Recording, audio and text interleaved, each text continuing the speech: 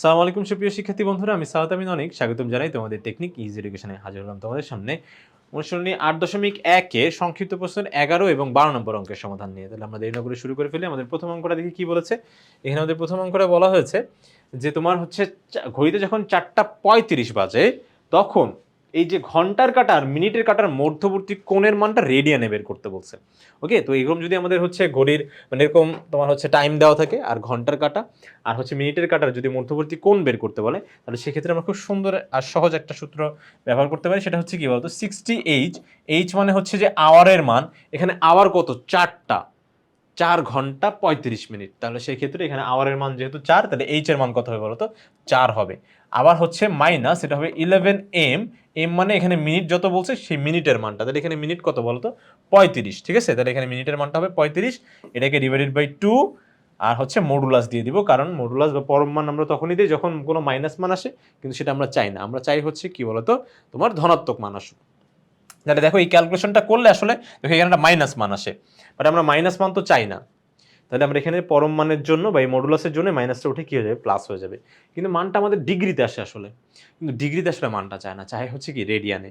তাহলে ডিগ্রি থেকে রেডিয়ানে যাওয়া অনেক সহজ, যে π/180 দিয়ে গুণ দিলেই কিন্তু আমরা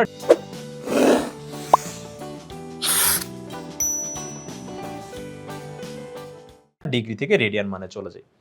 ঠিক আছে, দেখো এই যে π/180, ওকে, π/180 দিয়ে গুণ দিলেই আমরা কিন্তু রেডিয়ানে চলে যাব। আশা করি এটা আমরা বুঝতে পেরেছি। এটা যদি বুঝে থাকি তাহলে আমাদের পরবর্তী অঙ্কটা আরো সহজ। পরবর্তী অঙ্কটা এখানে 8:30, এখানে জাস্ট তোমার হচ্ছে ওই ডিগ্রি মানই চাইছে, তাহলে 8:30 বাজে।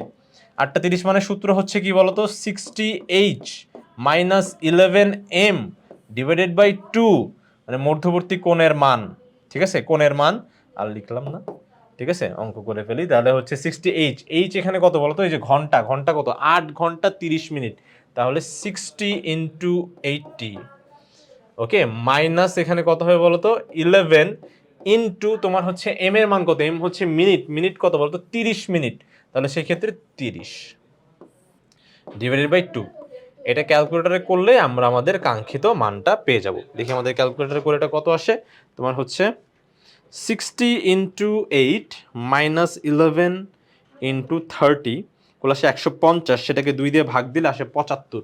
তাহলে এটাই হলো সেই 75 ডিগ্রি আমাদের অ্যান্সার।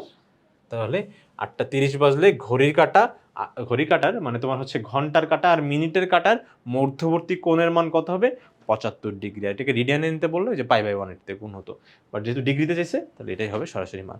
আশা করি বন্ধুরা তোমরা সম্পূর্ণ বিষয়টা সুন্দরভাবে ভালোভাবে স্পষ্টভাবে বুঝতে পেরেছো। পরবর্তী ভিডিও দেখার জন্য আমন্ত্রণ জানাই। আজ এখানে শেষ করছি। ধন্যবাদ সবাইকে।